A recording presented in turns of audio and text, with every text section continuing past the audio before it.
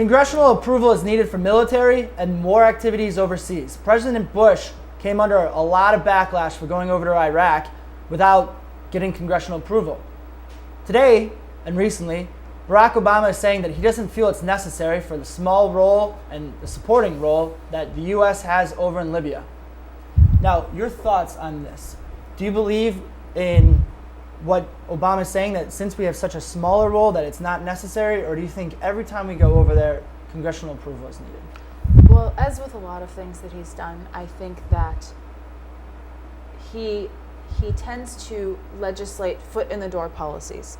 I've found that the things that he likes to do are they start out small, and then he uses them to wiggle his way into doing something that's far larger than anyone thought initially.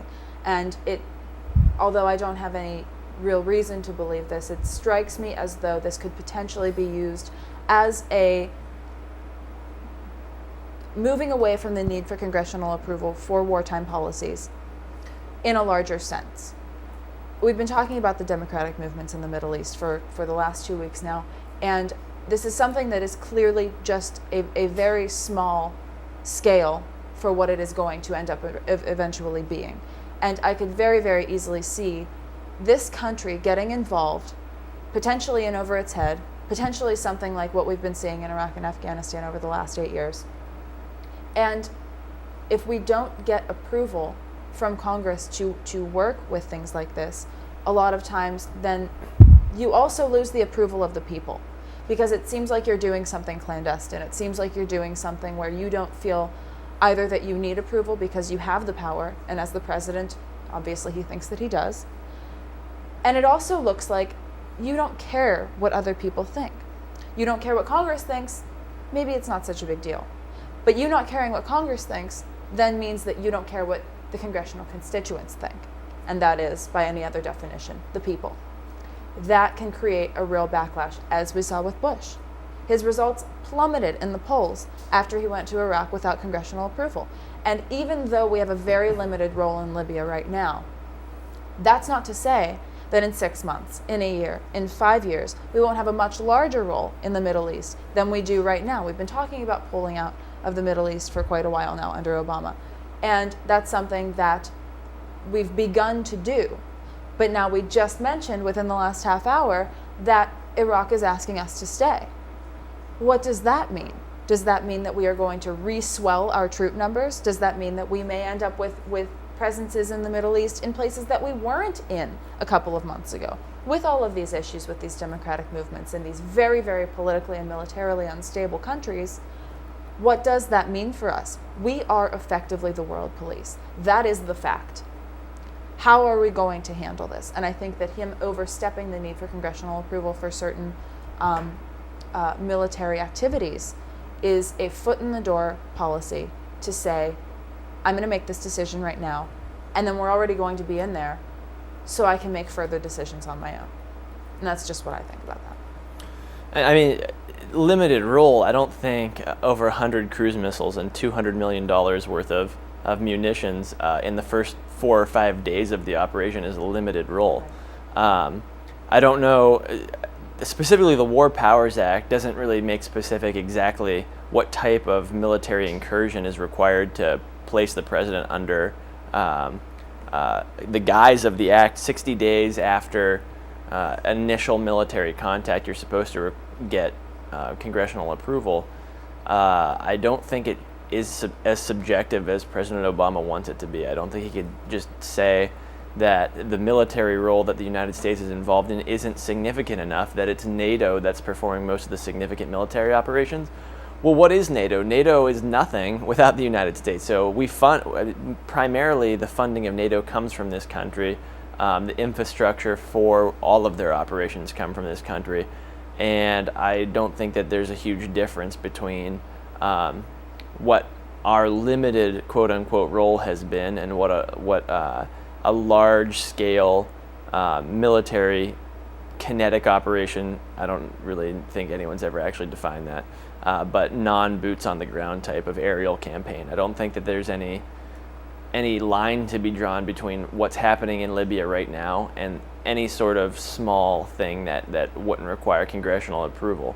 I mean, it's not like we're using a carrier in Haiti to aid after a natural disaster. We're there killing people, and so I think that probably that he should be seeking congressional approval, and there's a reason why that they're given a 60-day window in case anything happens as an emergency. That time has come and gone. It's time to either get NATO to quit doing this, or see if the people of the United States want this to be happening, which by and large they don't. If I can make just one more Sure. quick point about this. It's always interesting to see the backlash that is very blatantly coming from one side of the aisle or the other. So for instance, going back to Bush, he went into Iraq without congressional approval. Democrats were up in arms. Obama wants to go into Libya. We already are in Libya, but Obama wants to continue the presence in Libya without congressional approval. Republicans are up in arms. It's interesting to see the ideological persuasion that creates very similar characteristics in terms of actions, and simply the loyalties to the name, the loyalties to the brand, essentially, how they affect people's reactions. It's still occupation without congressional approval, regardless of who's doing it. But because one is branded a Democrat and one is branded a liberal, you have people on the other side of the aisle going up in arms. And it's not based on the issue, it's based on the name. And that really brings us to that discussion that we were having during the break of the Republican versus Democrat. They're really not that different. No, I completely agree. There's a number of things to touch on with Libya, and actually they connect to Bahrain. First of all, the War Powers Act has been shelved since the Korean War. The President of the United States has the right to deploy troops immediately if there's an imminent threat to the safety of the United States of America.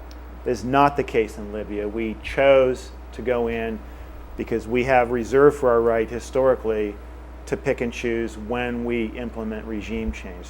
So the President does have the right when the United States is threatened, as well he should. So now this 60-day time limit has come up, and now he's kind of backloading and saying, hey, by the way, I know I missed my deadline. Now can you give me support? There are a couple important parallels here to Iraq. In Libya, everything, as Adam said, 200 cruise missiles in the first few weeks, easy money, just picking off targets right and left. Libya has done exactly what Saddam Hussein did. They went underground, they have created a guerrilla war, and now it has drawn out. So initially, in the first 3 or 4 days, we had amazing success. The Libyans realizing what everyone realizes, you cannot take the U.S. military on head-to-head. They went to guerrilla tactics, dirty tactics, and there have been at least 5,000 or 10,000 civilians lost in Libya. No qualms about getting rid of Muammar Gaddafi. But is that our right? Is that our role? What we have done there is we have chosen sides in what is a civil war. Don't get me wrong. Gaddafi is a poison. He's a bad leader. He has spent nothing on the infrastructure and education in Libya. He's a bad man. But we have arbitrarily gone in with regime change, no threat to the United States. And this gets to the changing role of NATO. NATO was designed solely to protect Western Europe against the Soviet Union. Well, the Soviet Union has been gone now for almost 20 years.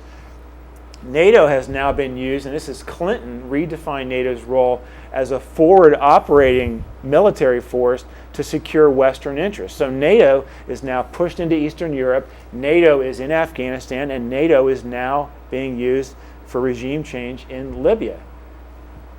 We do not have a reduced role because, as Adam accurately said, the United States is NATO. So it's under the guise of NATO, and we have it's like kabuki theater. We have backed off technically, but we're not because the United States is NATO. A couple other things. Part of what enabled us to go into Libya was having Arab cover, Arab diplomatic cover to go in there. How did we attain that? Well, that was Saudi Arabia, who dominates the Gulf Cooperation Council, the Persian Gulf states. Saudi Arabia is also the largest voice in the Arab League. The agreement is We let Saudi Arabia go into Bahrain, as we discussed earlier. They gave us diplomatic cover to go in and do regime change in Libya. So Bahrain and Libya are actually connected. We don't know what lies beyond here. And by the way, on the surface, the allies that we have chosen, these Eastern Libyans, are not necessarily all good guys. If you look back to the Iraq War, the largest group of participants that were non-Iraqi that attacked American forces came from Eastern Libya, came from the people that we are now allied with. So while Gaddafi is certainly a poison, we have chosen to take sides in a civil war, and the side we are on is not necessarily angels. And yet we have intervened and we're implementing regime change. We're involving ourselves in a civil war which may not end too quickly. And now we are involved in 3 wars. Again, this idea, are we going to be a strong republic? Are we going to be an empire? Which brings up the point of, are our tactics working? Because like you said earlier, we are stuck in a lot of different countries. Are we taking over the world here? Are we going to have soldiers here, and here? I mean, is it going to be the Czech Republic of the U.S. or the U.S.2, formerly the country known as China? I mean, like, where are we going with this? Are we going to take over everywhere? Our tactics? How do we get in, get out, and then not have soldiers there for the rest of our lives? Like,